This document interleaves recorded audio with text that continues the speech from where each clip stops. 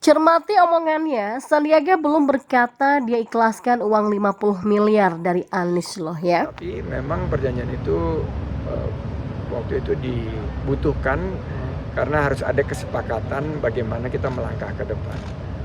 Koalisi waktu itu kan ada Gerindra, ada PKS, tapi kan paslonnya itu saya sebagai wakil gubernur, ada Pak Anies dan Pak Prabowo. Itu jadi mengatur bagaimana tentang langkah-langkah ke depan, dan nanti bisa ditanyakan kepada yang megang. Saya rasa lebih etis untuk disampaikan oleh mungkin bisa ditanyakan ke Pak Fadli atau ke Pak Daslu. Apa intinya apa? Isinya apa? Ya intinya kalau tidak salah itu perjanjian hutang piutang barangkali ya. Siapa berutang, siapa yang diutangi? Ya pasti yang punya duit memberikan hutang kepada yang tidak punya duit. Jadi Pak Sandi mengutangi Pak Anies? Ya namanya juga lagi tertatih-tatih juga kan waktu itu. Kira-kira begitu. Yang itu saya lihat.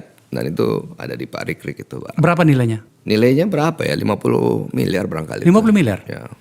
Anies juga sangat paham kalau dia diperebutkan beberapa partai. Melekat di badannya stigma sebagai bapak politik identitas Indonesia. Begitulah politik. Politik itu bukan tentang bagaimana mengemban amanah dalam memimpin bangsa, tapi bagaimana mendapatkan uang sebanyak-banyaknya. Anies yang senang dipuji-puji, diangkat-angkat ke atas, nggak paham kalau sebenarnya dalam situasi ini dia hanya pion saja yang siap dibuang kalau nggak kepakai. Anies ini sebenarnya rentan, dia nggak punya pegangan yang kuat, dia bukan kader partai, hanya dipakai untuk kepentingan sesaat.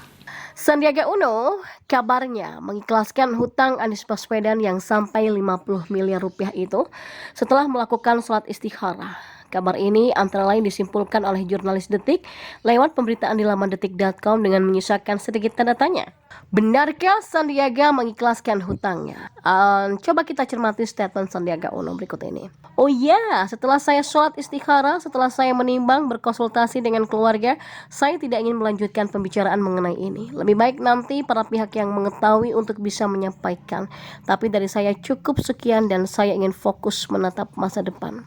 Dalam keterangan tertulis yang disampaikan Sandiaga setelah menghadiri Harlah 1 Abad NU di Gelora Delta, Sidoarjo, saya tidak membaca secara eksplisit jika sosok Menparekraf itu merelakan duitnya yang menurut Erwin Aksa belum dibayar alias dikemplang oleh Anies Baswedan ya. Karena memang gini, orang sekaya apapun kalau kehilangan duit 50M, apalagi ini ada unsur janji hutang piutang, maka akan sukar sekali merelakan begitu saja tanpa ada konsekuensi atau deal-deal tertentu dengan si peminjam uang itu. Maka sedikit meragukan, tapi dalam hal ini saya memuji kecerdikan Sandiaga dalam memainkan kartu politiknya. Karena dia sekarang tercitrakan sebagai orang baik, bahkan sangat baik. Nanti deh orang akan menilai Sandiaga bak sinterklas yang masih bisa tersenyum meski duitnya 50M belum kembali dalam waktu 5 tahun. Sebaliknya Anies semakin buruk citranya sebagai orang yang miskin di pentas politik nasional sampai harus pinjam duit sebanyak itu, terus nggak dibayar lagi karena mungkin berharap diikhlaskan oleh Sandiaga. Nah karena itulah Partai Nasdem sendiri mempersilahkan Sandiaga Uno untuk menempuh jalur hukum apabila memang merasa dirugikan terkait dengan perjanjian hutang piutang senilai 50 miliar dengan Anies Baswedan. Wakil Ketua Umum Partai Nasdem Ahmad Ali menyebutkan bahwa Partai Nasdem enggan ikut campur terkait isu utang piutang yang disebut-sebut melibatkan Anies Baswedan dengan Sandiaga Uno. Ia pun menyerahkan soal penilaian tentang isu yang dihembuskan sejumlah pihak tersebut kepada publik. Ali juga mempertanyakan kebenaran hutang Anies kepada Sandiaga Uno yang disebut-sebut oleh Wakil Ketua Umum Partai Golkar Erwin Aksa mencapai 50 miliar rupiah. Secara pribadi, ia mengaku tidak mempermasalahkan jika Anies memang berhutang untuk biaya pemenangan Pilgub DKI Jakarta 2017. Tapi ia menilai seharusnya Sandi memberikan klarifikasi atas kebenaran isu tersebut.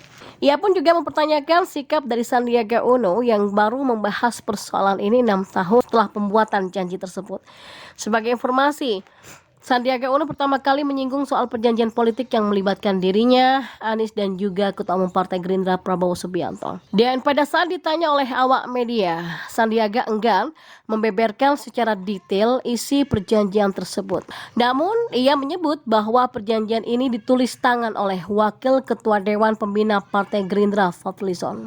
Fadlizon sendiri mengakui akan keberadaan perjanjian ini dan dijelaskan bahwa perjanjian Anies, Prabowo dan Sandi tersebut berisikan 7 poin. Tapi Fadlizon mengaku tidak mengetahui soal perjanjian hutang piutang antara Anies dan Sandiaga Uno. Sementara Wakil Ketua Umum DPP Partai Demokrat Benny Kaharman angkat bicara terkait polemik hutang piutang bakal capres dari Partai Nasdem